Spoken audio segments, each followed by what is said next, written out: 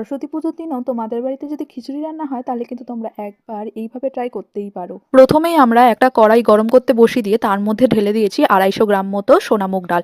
এবার এই ডালটাকে ভালো করে বেশ লাল হওয়া পর্যন্ত ভেজে নেব। ততক্ষণে ডালটা ভাজা হচ্ছে ততক্ষণে আমরা খিচুড়িটা করার জন্য হাঁড়ির মধ্যে কিন্তু জল গরম হওয়ার জন্য বসিয়ে দিয়েছি। এবার জলটা গরম হয়ে গেলে যে সোনামুগ ডালটা ভেজে ধুয়ে রেখেছিলাম সেই ডালটা দিয়ে দিলাম সিদ্ধ হওয়ার জন্য। ডালটা যতক্ষণে সিদ্ধ হচ্ছে ততক্ষণে চলো খিচুড়ির মধ্যে দেওয়ার জন্য কিছু সবজি ভেজে নিই। তার জন্য একটা কড়াইয়ের মধ্যে প্রথমেই সর্ষে তেল গরম হওয়ার জন্য বসিয়ে দিয়েছি। তেলটা গরম হয়ে গেলে ওর মধ্যে দিয়ে দিচ্ছি কেটে রাখা ফুলকপিগুলো।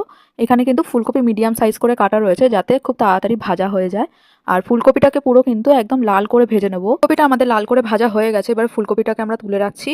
এখানে 250 গ্রাম মতো গোবিন্দভোগ চাল রয়েছে, সেই চালটাকে আমরা জল দিয়ে ভালো করে ধুয়ে এবারে ওই যে সোনামুগ ডালটা সেদ্ধ হওয়ার জন্য বসিয়ে দিয়েছিলাম সেই ডালের মধ্যেই কিন্তু এখন চালটা দিয়ে সেদ্ধ হওয়ার জন্য বসিয়ে দেবো। গোবিন্দভোগ চাল সেদ্ধ হতে কিন্তু খুব একটা বেশি সময় লাগে না। খিচুড়ির চালটা যতক্ষণ সিদ্ধ হচ্ছে ততক্ষণে দেখো আমরা খিচুড়ির মধ্যে দেওয়ার জন্য কি কি সবজি নিয়েছি। এখানে রয়েছে টুকরো করে কেটে রাখা আলু, ছোট করে কেটে রাখা গাজর, বিনস আর কিছুটা মটরশুঁটি। চালটা আমাদের প্রায় 50% মতো সেদ্ধ হয়ে গেছে। এবারে এর মধ্যে দিয়ে দিচ্ছি এই সবজিগুলো, দিয়ে এটাকে ভালো করে মিক্স করে নেব। সবজিটা দেওয়ার পর বেশ কয়েক মিনিট আমরা ঢাকনা দিয়ে ঢেকে এটাকে ফুটিয়ে নিয়েছি। এবারে এর মধ্যে দিয়ে দিচ্ছি চিড়ে রাখা কাঁচা লঙ্কা আর স্বাদ মতো নুন।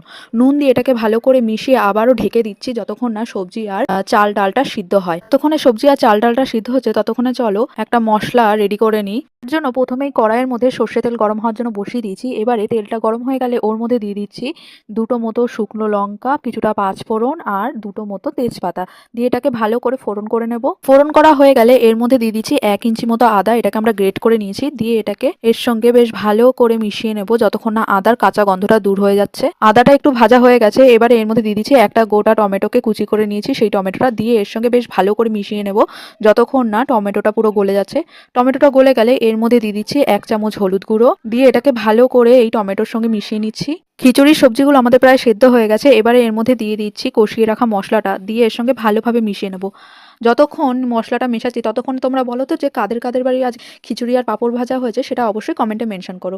গোবিন্দভোগ চালের খিচুড়ি কিন্তু আমাদের একদম রেডি। এবারে দিয়ে দিচ্ছি ভেজে রাখা জিরে ও ধনে গুঁড়ো আর 1 চামচ মতো ঘি, দিয়ে এটাকে ভালো করে মিশিয়ে নামিয়ে নিচ্ছি। এইভাবে আজকে খিচুড়িটা রান্না করেছি, ঠিক সেভাবেই কিন্তু ভোগের খিচুড়ি রান্না করা হয়।